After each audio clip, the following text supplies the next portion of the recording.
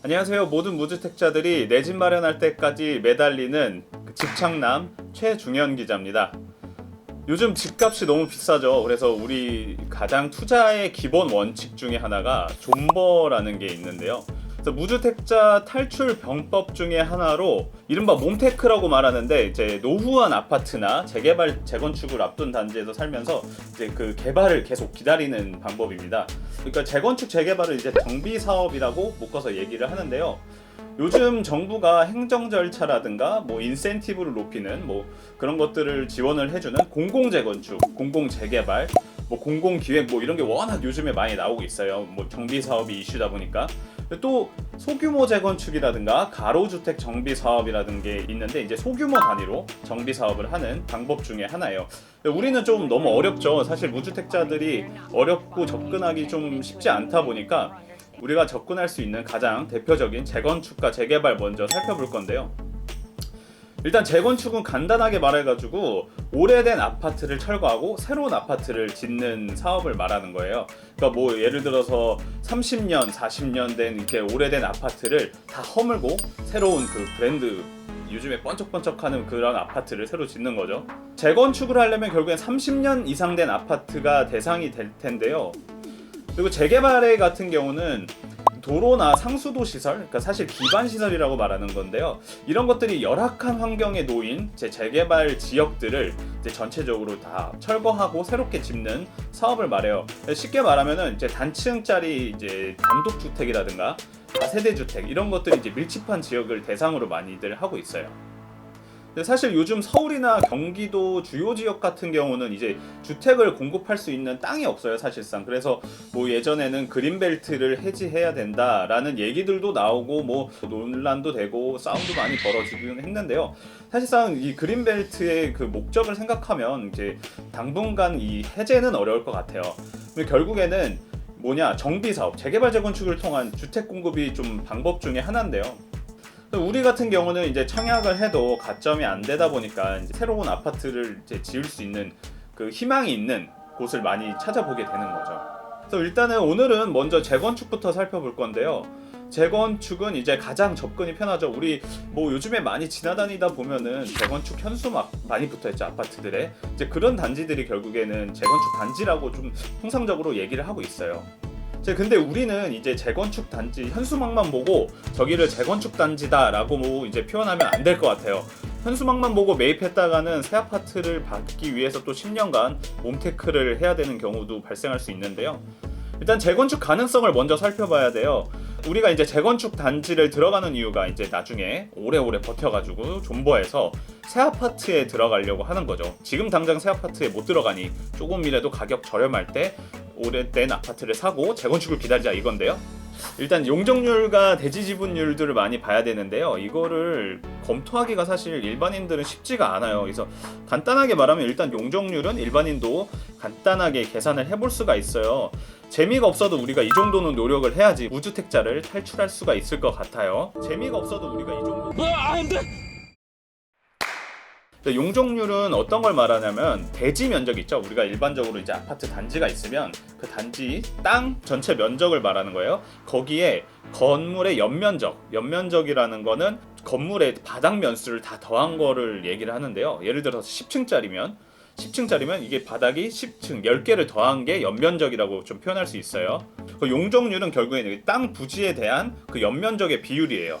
그러니까 즉 연면적을 땅에 대한 퍼센테이지로 표현한 거를 말할 수 있겠는데요. 이 용적률이라는 거는 사실 이제 현행 법에서 정하고 있기 때문에 매입하려는 그 단지가 어디에 용도 지역에 속한지를 먼저 보고 그 아파트가 지금 현재 용적률이 얼마인지를 봤을 때 나중에 얼만큼 재건축이 될지를 대충 예상할 수가 있어요. 그래서 제1종 전용 주거지역 같은 경우는 50% 이상에서 100% 이하, 제2종 전용 주거지역 같은 경우는 50% 이상에서 150% 이하, 제1종 일반 주거지역은 100% 이상에서 200% 이하, 2종 일반 주거지역은 100% 이상부터 250% 이하, 제3종 일반 주거지역은 100% 이상부터 300% 이하, 준주거지역은 200% 이상에서 500% 이하라고 지금 정하고 있습니다. 지금 보고 있는 단지들이 용적률이 이제 최대 용적률과 비교를 해서 잘 들어가야 되는데요.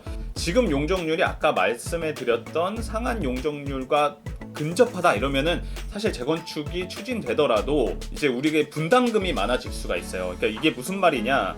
현재 용적률이 낮아야 재건축을 해서 그 최대 상한 용적률을 받고, 그렇게 되면은 아파트 가구 수가 늘어나게 되죠. 이 가구 수들이 일반 분양을 하면서 그 일반 분양 판매한 걸로 이제 건축비도 충당하고 뭐 이런저런 사업에 들어가는 비용을 충당하는 건데, 만약에 용적률이 이게 낮다 그러면은 당연히 일반 분양분이 적고, 그렇다 보면 조합원들의 부담금이 늘어나게 되죠. 그렇기 때문에 이런 것들을 꼼꼼히 일단은 우선적으로 살펴봐야 될 것 같고요. 그리고 또 재건축에는 많은 단계가 있어요. 재건축 최소한 10년 정도 걸린다고 보면 되는데요.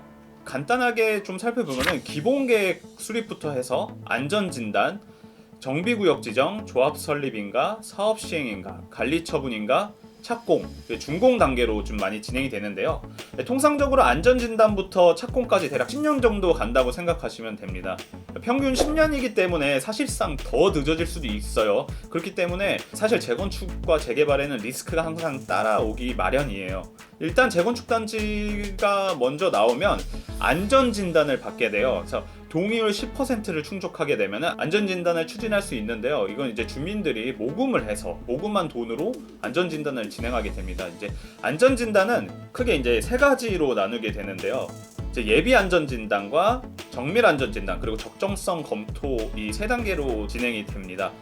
최근에 근데 안전진단 요건들이 강화되면서 사실 재건축 단지들이 이 안전진단에 큰 장애물을 넘지 못하고 계속 머무는 경우들이 지금 많이 발생하고 있어요. 안전진단 안에는 구조 안정성과 주거 환경, 설비 노후도 등을 이제 종합적으로 검토를 하는 건데, 이제 뭐 이런 것들이 주차장이라든가 뭐 커뮤니티 시설, 뭐 노후된 배관이라든가 뭐 이런 것들이 다 들어가게 될 거예요. 안전진단에는 이 단계별로 5개의 등급이 주어지는데요. A부터 2등급까지 정하고 있고, A부터 C 등급은 재건축이 안 됩니다. D를 받는 경우가 대부분이긴 한데, D는 이제 조건부 재건축이라고 정하고요. 이럴 경우에 이제 적정성 검토를 통해서 이제 재건축을 추진하게 되고, 2등급 같은 경우는 바로 재건축을 추진할 수 있게 됩니다. 그래서 이 안전진단도 항상 꼼꼼히 봐야지 이제 나중에 재건축이 되는지 안 되는지, 우리가 이거 재건축 단지를 매입할지 말지를 결정할 수 있는 요인 중 하나가 될 거라고 생각이 듭니다. 또 그리고 이제 다음 단계를 봐야 되는데요. 조합 설립을 하려면은 주민들의 이제 동의율을 충족을 해야 되는데요. 이 동의율도 사실 받기가 만만치가 않아요. 공동주택 같은 경우는 이제 아파트라고 얘기하죠. 각 동별 이제 소유자들이 과반수 이상, 절반 이상이 동의를 해야 되고요. 그리고 전체 단지 소유자 중에 4분의 3 이상, 토지 면적의 4분의 3 이상 토지 소유자들의 동의를 받아야지 조합을 설립할 수 있습니다. 여기서 동의율을 충족하지 못하면 결국엔 또 늦어지게 되는 거죠. 대부분 그래서 관리 처분 인가 이후에 이제 재건축 단지들을 투자라고 말을 많이 하는데요. 사실 이미 호재가 많이 반영돼서 가격들이 많이 오른 상태일 텐데, 우리는 저렴한 값의 가격을 빨리 매입하길 원하기 때문에 좀 리스크를 어느 정도 감안을 해야 되지 않을까 싶습니다. 그리고 요즘에는 또 가장 이슈도 있어요. 이 조합원 지위를 두고 이제 얘기가 많은데요. 정부가 이제 최근에 부동산 대책을 통해서 투기가열 지구내 재건축할 때 조합원 분양 신청 전까지, 그러니까 2년 실거주를 하지 않으면은 입주권, 즉 아파트를 주는 게 아니라 현금으로 이거를 청산하겠다, 뭐 이런 발표가 있었어요. 그러니까 즉 내가 이제 아파트를 받으려면 2년 전부터 실제로 내가 그 아파트 들어가서 살고 있어야 된다는 말이에요. 자, 아직까지 관련 법안이 이제 통과되진 않았는데, 혹시 이게 통과가 된다면 재건축 단지를 투자할 때 꼭 짚어봐야 되는 부분이에요. 최근에 또 가장 큰 이슈가 있어요. 조합 지위 양도 제한을 이제 앞당긴다는 건데요. 이 말은 즉 재건축을 시작해서 어느 단계가 지나면은 이거를 못 팔게끔 정부가 막겠다는 거예요. 물론 예외 사항도 있기는 하지만요. 지금은 이제 현행은 투기가열 지구 재건축은 조합 설립 인가 이후부터, 재개발은 관리 처분 계획 인가부터 조합원 지위 양도가 제한이 돼요. 그래서 지위 양도 제한이 된다는 거는 그 시점부터 이제 사더라도 내가 입주권을 못 받는다는 거죠. 예외 조건을 몇 가지 달고 있긴 해요. 상속이나 외국을 나가게 될 경우에 이제 거래할 경우는 좀 인정이 되고요. 또 10년 보유하고 있거나 5년 실거주할 경우에는 거래가 된다고 합니다. 근데 이제 최근에 이제 바뀌는 경우는 재건축의 경우 조합 설립 인가 이후부터 딱 이렇게 됐었는데, 이제 안전진단 통과 이후부터 바꾸겠다고 합니다. 그러니까 상당히 빠른 시간이 당겨지는 거예요. 결국엔 최대 2-3년 정도 당겨질 수도 있다고 볼 수 있습니다. 예전에는 조합 설립 인가 이후 딱 그때부터 매매 금지 딱 이렇게 정했는데, 이제는 안전진단 통과 이후부터 조합 설립 전까지 시도지사가 정하는 그 시점에서 지휘권 양도를 제한하겠다는 거예요. 끝났어. 집에 갈 거야.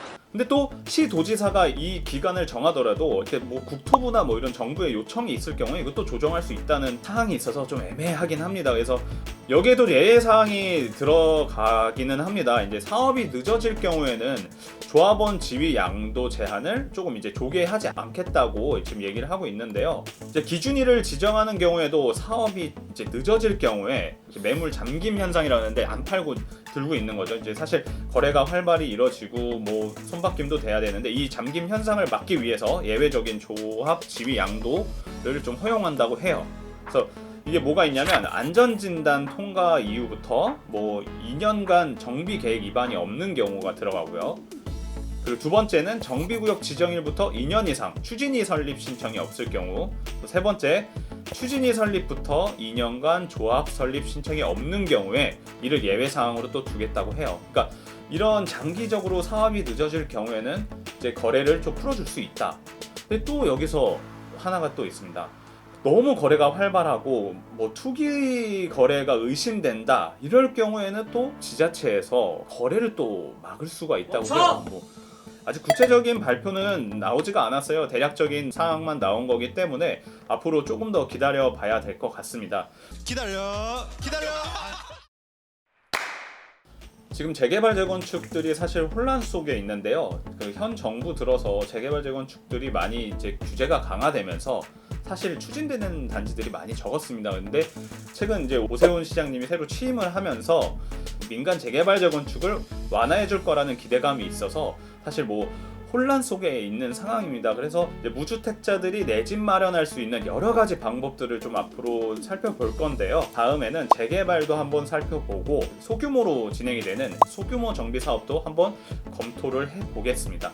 지금까지 모든 무주택자들의 집착남 최중현 기자였습니다. 시청해주셔서 감사합니다.